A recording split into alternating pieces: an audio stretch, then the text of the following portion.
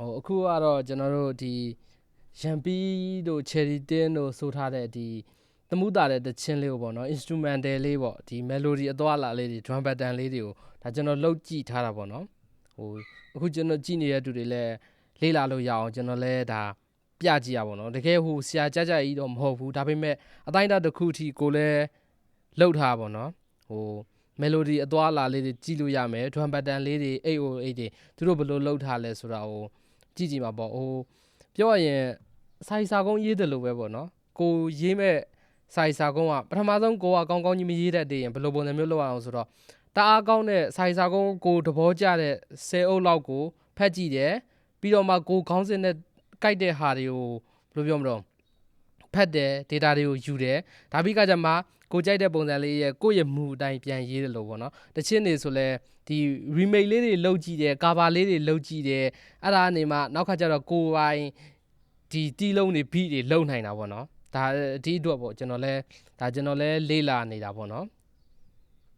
စကြည့်မယ်အရင်ဆုံးကျွန်တော်လှုပ်ထားလေအရင်ဆုံးဖွင့်ပြမှာပေါ့နော်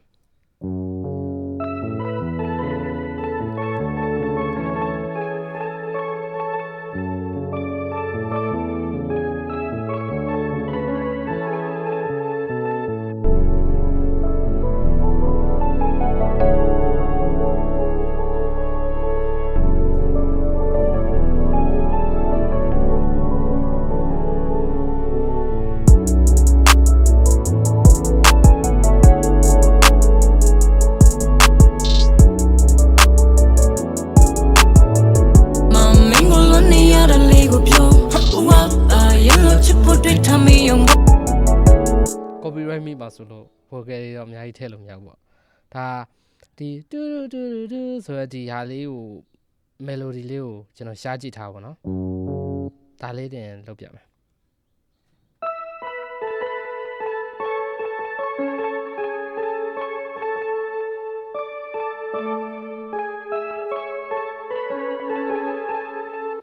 ဒီကောင်ကဆိုရင်ဒီ logic ကပါတဲ့ stop plugin ရဲ့ဒီ soft bell လေးပေါ့နော်ဒါလေးကိုယူထားတယ်ဒီ low end တွေ high end တွေကျွန်တော်ဖဲထားတယ်ဒီ auto tune ကကျွန်တော်နည်းနည်းလေးတိုက်ချပုံစံမျိုးလေးတမျိုးတိုးလေးနေတာပေါ့နော်အဲ့ဒါလေးကိုကျွန်တော်သဘောကျလို့ဒီကောင်ရဲ့ auto tune ကဘာတုံးဆိုတော့သူကားကြတော့ A major နဲ့လုပ်ထားတာပေါ့နော် A major ဟာလေးကိုဒါကျွန်တော်ယူထားတာပေါ့အကုန်လုံး auto tune ကိုတင်ထားတာပေါ့နော် instrument နဲ့စီးထားတာလေးကိုနှုတ်လေးကိုပြကြည့်မယ်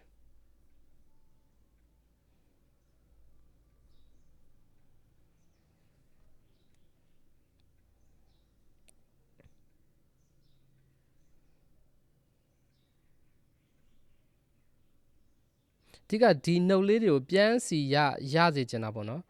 ကျွန်တော်ဒီမှာလှုပ်ထားတဲ့ဟာလေးကိုဒီမှာဆိုကျွန်တော် fight ကနေစထားပါတော့ intro ဒီမှာဆိုရင်ဒါကျွန်တော်နှုတ်လေးတွေ screenshot ယူပြီးမှစီးကြည့်ပေါ့ဒီတူတစ်ခုတည်းပြကြည့်မယ်နော်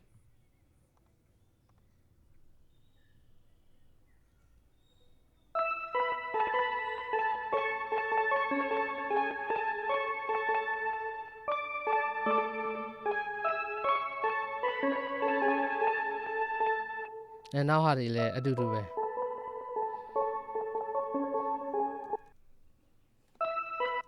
ဒါကြတော့ဒါ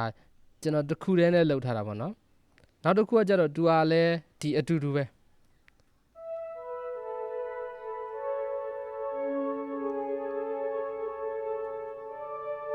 တိုက်ချလေးပေါ့နော်ဒီကကြတော့ retro synth ရဲ့ဒီ stop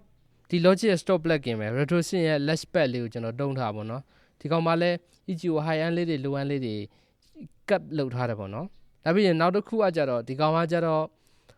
သူကလည်းဘဲတိုင်လေးပေါ့အကုန်လုံးဒီ၃ခုလုံး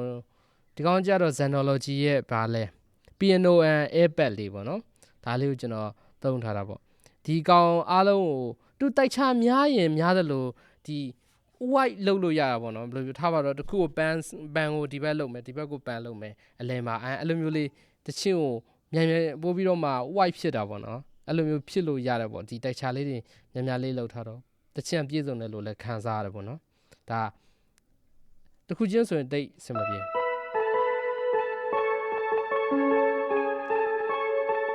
မြင်လား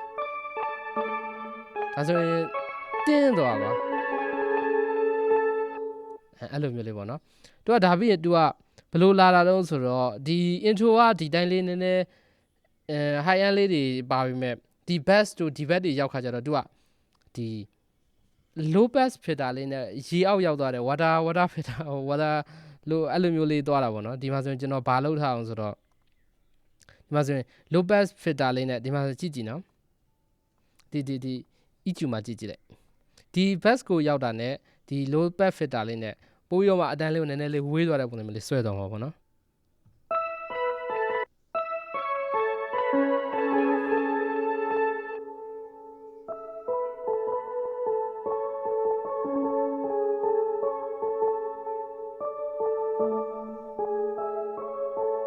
EQ လေးနဲ့ဟို low bass filter လေးနဲ့ကစားသွားတာပေါ့နော်ဒါဒီကောင်ကအဲ့လိုပဲဒါပြီးရင်နောက်တစ်ခုကကြတော့ဒီဟာလေးအမှန်တမ်းပြောရင်တော့အတန်နည်းနည်းကျွန်တော်ရှားမရလို့ပေါ့နော်ဒီအတန်တူနဲ့ပင်ကိုတူတဲ့ဟာကိုရှားမရလို့ဒါပေမဲ့နီးစက်တစ်လောက်လေးပေါ့နော်လောက်ထားတယ်ဒီ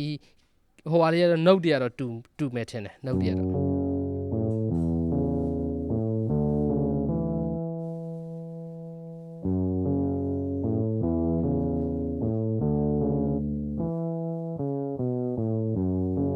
အဲ့ဒါလေးပေါ့နော်ဒီကောင်ကဘယ်က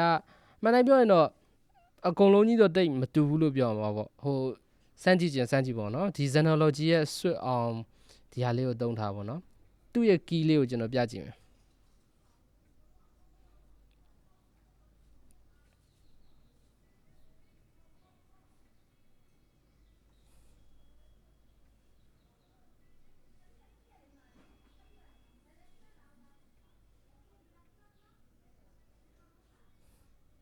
ဒီအထိပဲယူကြည့်ပေါ့နော်ဘာလို့တုံးဆိုတော့ဒီကောင်ကဒါကိုပဲထက်ခတော့မှာလဲနော်ဒါအထိပဲဒီ73အထိပဲပေါ့နော်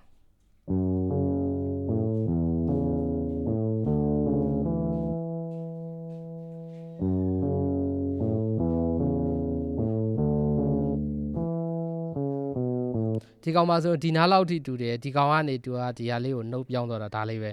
ကွာတာပေါ့နော်ဒီကောင်ကလည်းတချင်းတစ်ပုတ်လုံးပါမှာပဲပေါ့ဒီနှစ်ခုကိုကြည့်မယ်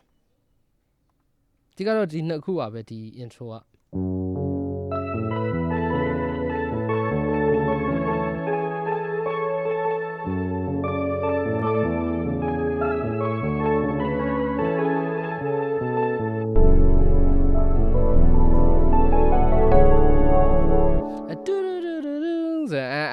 အဲ့ဒီဟာလေးကနားထောင်လို့ကောင်းတယ်ဒီတချင်းမှာ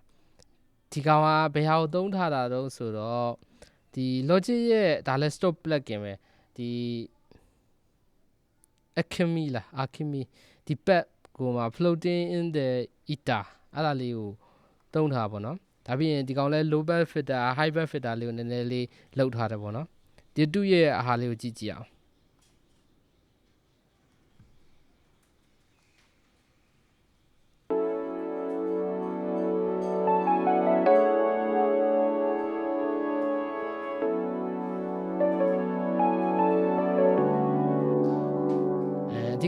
အဓိကဒီ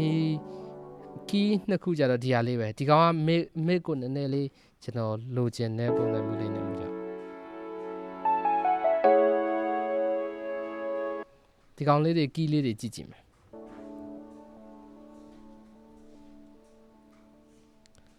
ဒါဆိုရင် key က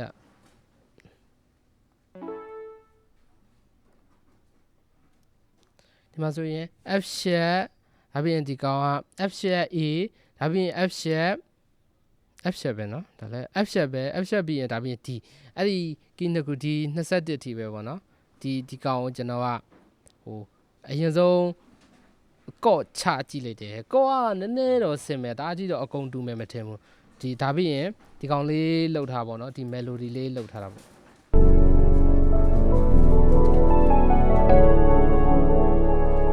ဒါလေးကိုစစ်ကြည့်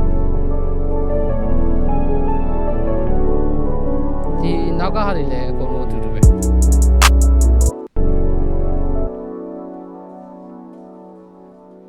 ဒီကောင်ကလည်း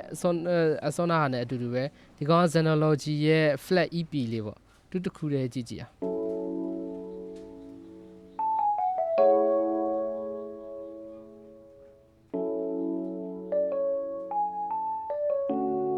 တိုက်ချလေးရအောင်ပေါ့နော်နှစ်ခုကိုအဲ့လိုမျိုးယူထားတာပေါ့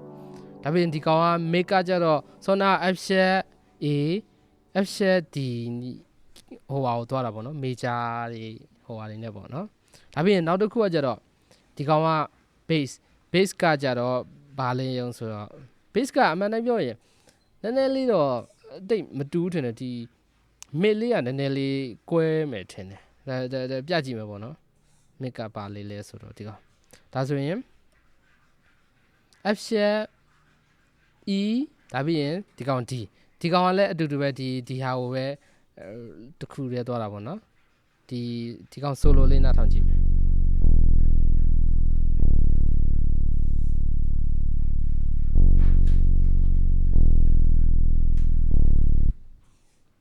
အကုန်လုံးပြန်နားထောင်ကြည့်မယ်ဆိုရင်ဒီလိုမျိုးလေးဖြစ်လာမှာပေါ့နော်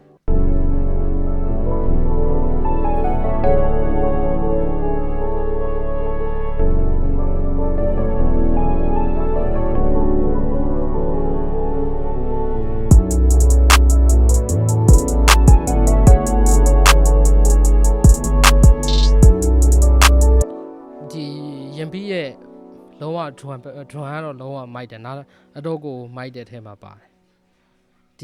ဒီကောင်တွေကတော့အကုန်လုံးကိုကျွန်တော်ထက်ခါလုတ်ပေးသွားတယ်ဒါပြီးတော့မှဒီကောင်808ဒီဟာမှာရိုးရိုး base ဆိုပေမဲ့ဒီကောင်မှာ808နဲ့သွားတာ808ကပို့ပြီးတော့မှနားထောင်လို့ပို့ပြီးတော့မှမိုက်တာပေါ့နော်ဒီ808စီထားတာလေးကိုကြည့်ကြည့်မယ်ပေါ့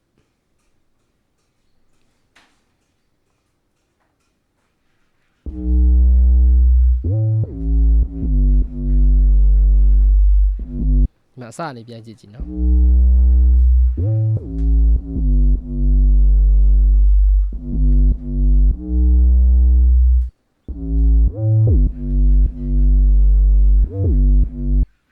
ဒီကောင်သူကနှစ်ခါသွားထားတာ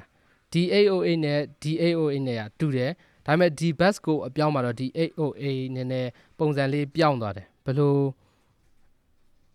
သူကဒီကောင်လေးပြောင်းသွားဘယ်လိုပုံစံမျိုးလဲဆိုတော့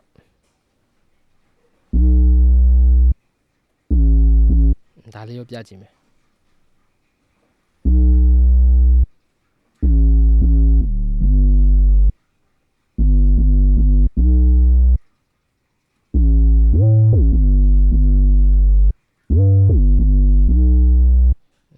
ဒီကောင်လဲသူကနှစ်ခုသွားထားတယ်ပေါ့နော်ဒီကောင်နှစ်ပါးစာတော့၄ပါးစာနှစ်ခုသွားမှာပေါ့ဒီကောင် bridge chorus မရောက်ခင်ထိဒီကောင်နှစ်ပါးသွားမယ်ဒီ808ပုံစံတူကိုလည်းနှစ်ပါးသွားမယ် drum ကရိုးရှင်းရှင်းလေးကိုမှသူကတအားနားထောင်လို့ကောင်းတယ်ကျွန်တော်ပြမယ်808မပါရင်လည်းနားထောင်လို့မကောင်းတော့808ဖြောက်ပြမယ်ဒီ808လေးနဲ့မို့ကြောင့်ပို့ပြီးတော့မလှသွားပါတော့ဒီ drum ကဒီလိုလေးသွားတာဒီကောင်ဆိုမှန်တိုင်းပြောရင်ဒီကောင်ဘယ်နှပါးစာပဲယူမှာ၄ပါးစာလောက်ပဲယူမယ်ထင်တယ်ဒီမှာဒီကောင်၄ပါးစာယူပဲ၄ပါးစာဒီမှာဆိုရင်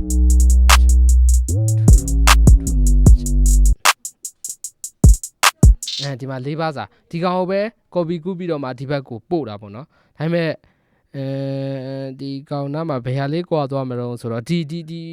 ဟိုဟာမှာဒီဘက်တစ်ခုမှာဒါလေးကွာသွားမှာပေါ့ဒီကောင်လေးနောက်ထပ်ဒီ kit လေးတစ်ခုထည့်လာတာပေါ့နော်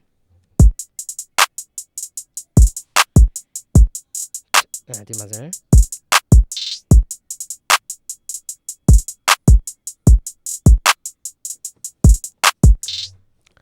ဒီ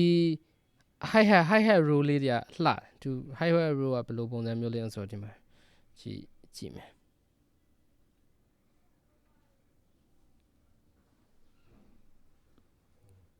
ဒီကတော့ဒီ၄ပါးစာပဲယူမယ်နောက်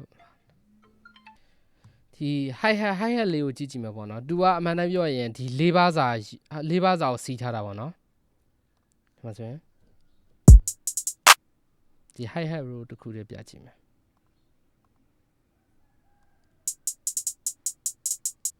ဒီ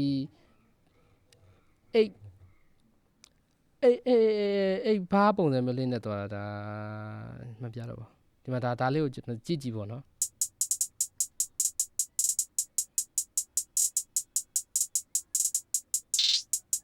ဒါဒီကောင်ကကြတော့ဒီစွန်းနာအတိုင်းပဲဦးပဲသွားတော့မှဒီ၄ပါးစာအတိုင်းပဲဒီ၄ပါးစာစီးတော့တာပေါ့နော်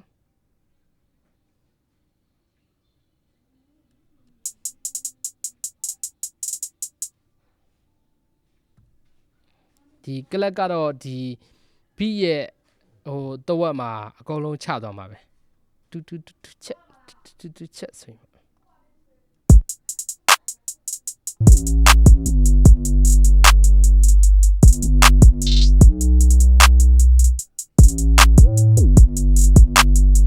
ဒီကောင်နှစ်ခုမှာဟိုကတော့ကော်သွားမှာပေါ့နော်808ဒီကောင်နှစ်ခုကပုံစံတစ်မျိုးပထမပုံစံပေါ့နော်ဒီ808ကအတူတူပဲဒီကောင်မှာဆိုရင် drum ကိုဒီ bridge မှာပဲပြန်ချတာပေါ့နော်ဒီကောင်ကနည်းနည်းလေးတော့ပုံစံလေးတစ်မျိုးလေးနဲ့လာတာပေါ့ဘာလို့ဆိုသူတို့ကမယိုးအောင်လို့ပေါ့နော်တစ်ခုနဲ့တစ်ခုမယိုးအောင်လို့ဒီနားထောင်တဲ့သူစိတ်ထဲမှာနည်းနည်းယိုးသွားတဲ့ပုံစံမျိုးမဖြစ်အောင်နည်းနည်းလေးပြောင်းတာလေးတွေတော့ရှိရပေါ့ဒါပါပဲ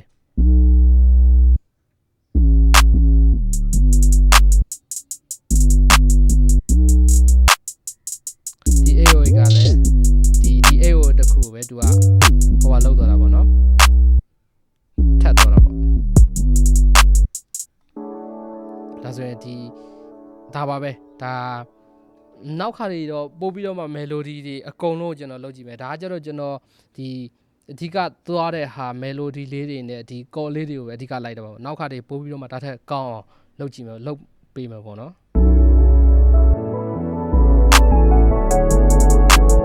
ဒါဆိုရင်အစအနေကျွန်တော်ပြန်နားထောင်ကြည့်အောင်ဒါဆိုရင်အစအနေပြန်နားထောင်ကြည့်မယ်